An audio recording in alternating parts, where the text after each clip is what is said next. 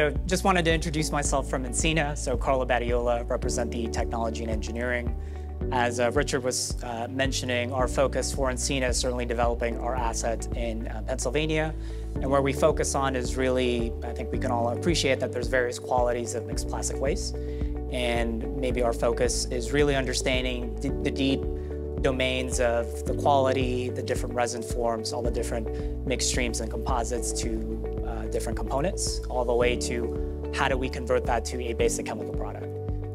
One of our focus is certainly deploying our projects, but it's also deploying our technologies and our technologies from our partners within this facility design. And part of our focus is what we call a bale to basic chemicals type of product. And in this case, the American Styrenics focus is a bale to benzene kind of monomer. So part of our focus here has been to really demonstrate this technology for the past, since Encina's inception, really focus on solids conversion.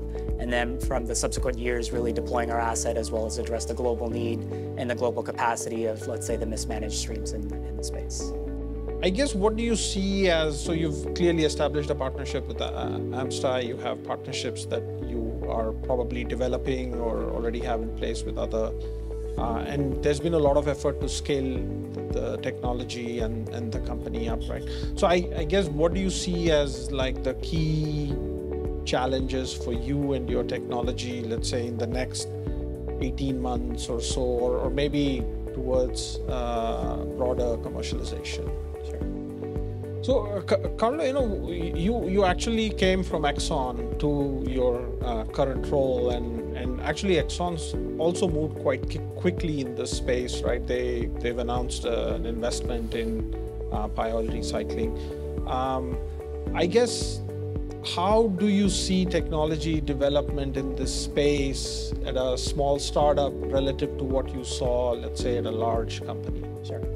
I think to some degree, we can't compromise on some of the main tenets of safety practices and what's really demonstrated within this space. I think maybe that's going to be the critical step for the recycling, especially for advanced recycling and operators, or let's say optimistic when it comes to the futuristic future with respect to scale. I think what is different in terms of the approach is really being able to reimagine. We're not going to be burdened by a perspective that thou shall only be a petrochemical or chemical-based starting point and end point. We have to really be broader in understanding how does the plastic space kind of have the problem as it sits or as it exists in the streams. And I think to your point, and maybe to what Richard was saying, it might be different in terms of how the regulatory bodies will kind of shape the space, but part of our technology focus is certainly tweaking that to the process and the geographic regions. So for example, when it comes to, let's say, going to a Southeast Asia type of stream, I came from the Philippines. It's very typical when there's a monsoon and when there's a rain event, all that ocean-bound plastic waste immediately goes into the river, and that's basically the last you see of it until it goes there.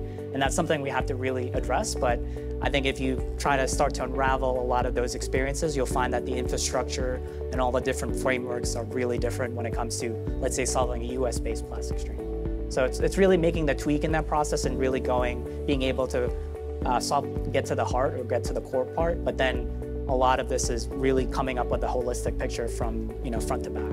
So that's where, from our perspective, starting from the bale and really understanding the ins and outs of that is really where we start, and then getting to the customers and delivering a circular supply chain is really critical to making that happen.